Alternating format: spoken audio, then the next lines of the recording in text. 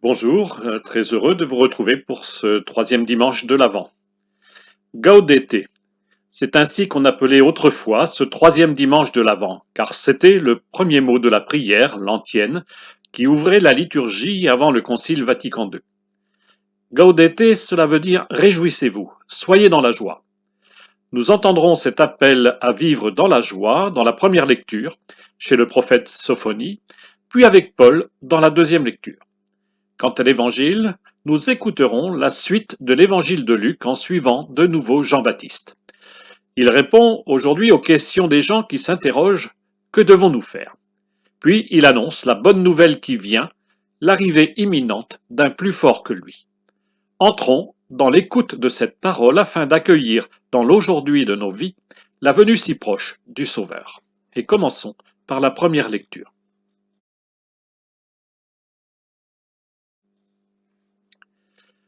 Le prophète Sophonie vit à la même époque que Jérémie, mais aussi que Baruch, que nous avons lu dimanche dernier.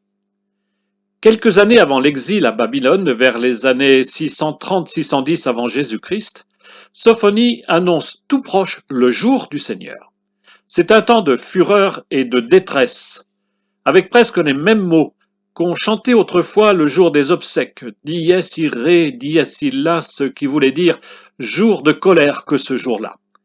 Mais la fin du livre, qui ne compte que 3 chapitres, s'achève sur une promesse pour le petit reste d'Israël, les pauvres que le Seigneur prend sous sa protection. Cette promesse d'un jour de joie se trouve au chapitre 3 de Sophonie, les versets 14 à 18. Pousse des cris de joie, fille de Sion, éclate en ovation Israël. Réjouis-toi de tout ton cœur, bondis de joie, fille de Jérusalem. Le Seigneur a levé les sentences qui pesaient sur toi. Il a écarté tes ennemis. Le roi d'Israël, le Seigneur, est en toi. Tu n'as plus à craindre le malheur. Ce jour-là, on dira à Jérusalem, ne crains pas, Sion. Ne laisse pas tes mains défaillir. Le Seigneur ton Dieu est en toi, c'est lui, le héros, qui apporte le salut. Il aura en toi sa joie et son allégresse. Il te renouvellera par son amour. Il exultera pour toi et se réjouira comme au jour de fête. Dieu invite son peuple à se réjouir et même à sauter de joie.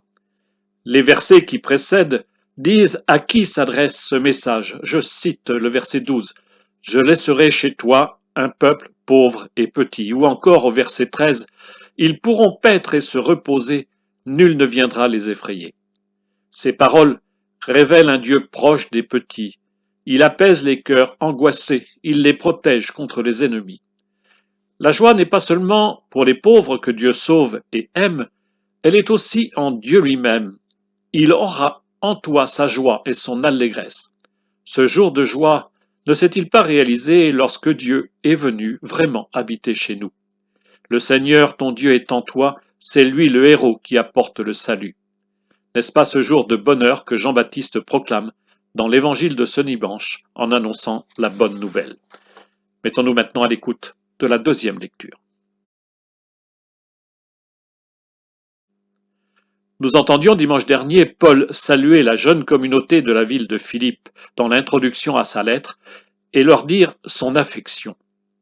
Cette semaine, nous écoutons la conclusion de la même lettre. Il s'adresse d'ailleurs à certains d'entre eux qu'il nomme Évodie, Syntyché, Clément et d'autres, hommes et femmes, qu'il appelle ses collaborateurs chargés par lui de prendre soin de la communauté. À tous, il ne donne qu'un seul conseil qu'il nous est bien utile d'entendre aujourd'hui. Soyez dans la joie et dans la paix. Ce bref message se trouve au chapitre 4 de la lettre aux Philippiens, les versets 4 à 7. Frères, soyez toujours dans la joie du Seigneur. Je le redis, soyez dans la joie. Que votre bienveillance soit connue de tous les hommes. Le Seigneur est proche.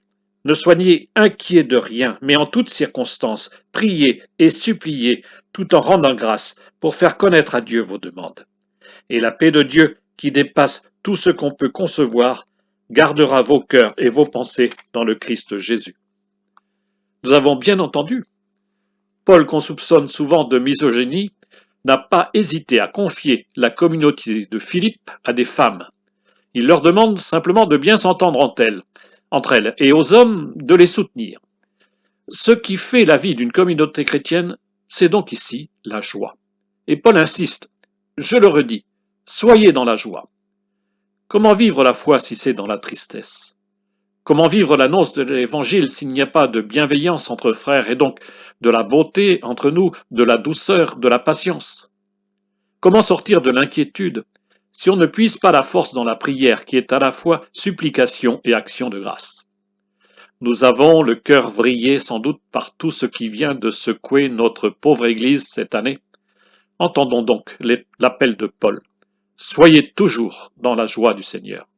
La joie n'est pas l'optimisme béat, mais l'un des fruits de l'Esprit en nous. Et mettons-nous maintenant à l'écoute de l'Évangile de ce dimanche.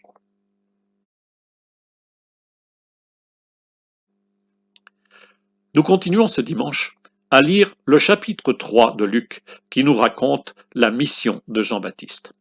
La lecture proposée laisse de côté quelques versets, les versets 7 à 9 de ce chapitre 3, où le prophète secoue rudement les foules. Je cite, « Engeance de vipères, qui vous a appris à fuir la colère qui vient ?» Ce sont peut-être ces paroles qui incitent certains à demander alors « Que devons-nous faire ?» C'est vrai que, comme cette foule au désert, nous peinons à saisir ce qu'il faut changer dans sa vie pour vraiment se convertir. L'évangile de ce dimanche se trouve donc au chapitre 3 de Luc, les versets 10 à 18. En ce temps-là, les foules qui venaient se faire baptiser par Jean lui demandaient « Que devons-nous faire ?» Jean leur répondait « Celui qui a 2 vêtements qu'il partage avec celui qui n'en a pas, et celui qui a de quoi manger qu'il fasse de même. » Des publicains, c'est-à-dire des collecteurs d'impôts, vinrent aussi pour être baptisés et lui dirent « Maître, que devons-nous faire ?» Il leur répondit « N'exigez rien de plus que ce qui vous est fixé. » Les soldats lui demandèrent à leur tour « Et nous, que devons-nous faire ?» Il leur répondit « Ne faites violence à personne, n'accusez personne à tort, et contentez-vous de votre solde. » Or le peuple était en attente, et tous se demandaient en eux-mêmes si Jean n'était pas le Christ. Jean s'adressa alors à tous. « Moi je vous baptise avec de l'eau, mais il vient celui qui est plus fort que moi. Je ne suis pas digne de dénouer la courroie de ses sandales. Lui vous baptisera dans l'Esprit Saint et le feu.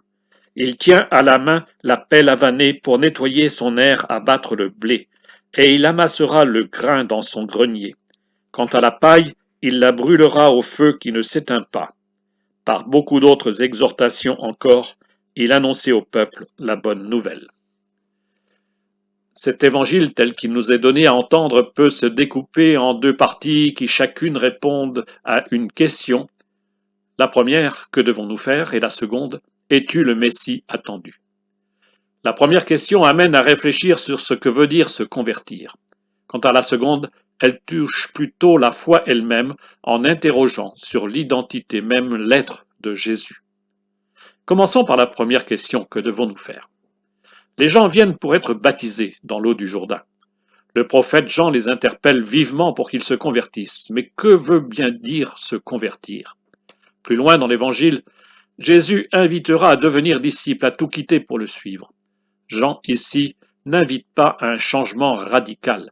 Se convertir, c'est bien changer de vie, mais dans le quotidien de son existence. À tous, Jean demande le partage avec ceux qui manquent du plus strict nécessaire, s'habiller, se nourrir. Aux collecteurs d'impôts qui travaillent pour le compte des Romains, il demande la justice.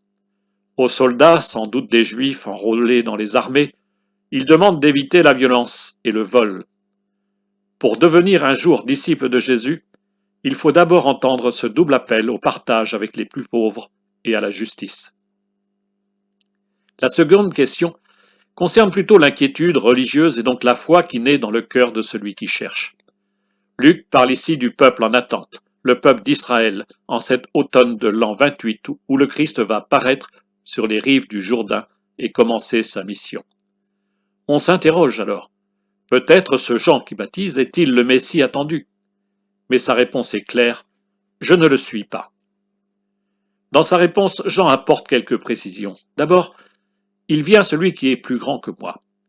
Par cette parole, le Baptiste dit quelque chose d'essentiel sur l'identité de Jésus. Il est plus grand que moi, sous-entend que Jean n'est qu'un homme ordinaire à la différence du Messie, dont l'origine divine s'est affirmée clairement dans les 2 premiers chapitres de Luc. Autre message, je ne suis pas digne de dénouer la courroie de ses sandales.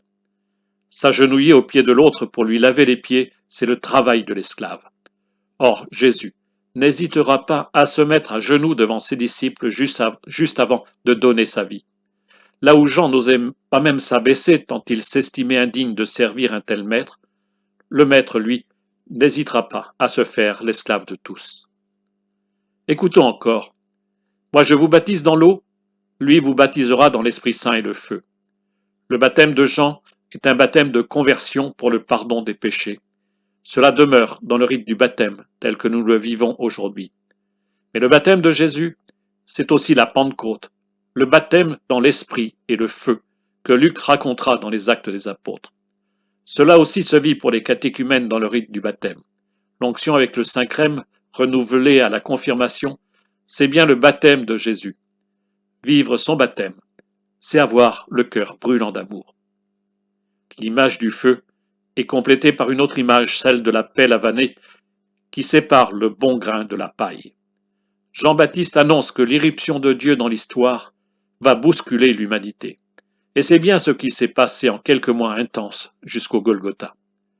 Le récit entendu ce dimanche s'achève sur ces mots. Par beaucoup d'autres exhortations, il annonçait au peuple la bonne nouvelle. Aujourd'hui, nous sommes tous comme Jean-Baptiste, prophète d'un Messie venu apporter le feu sur la terre.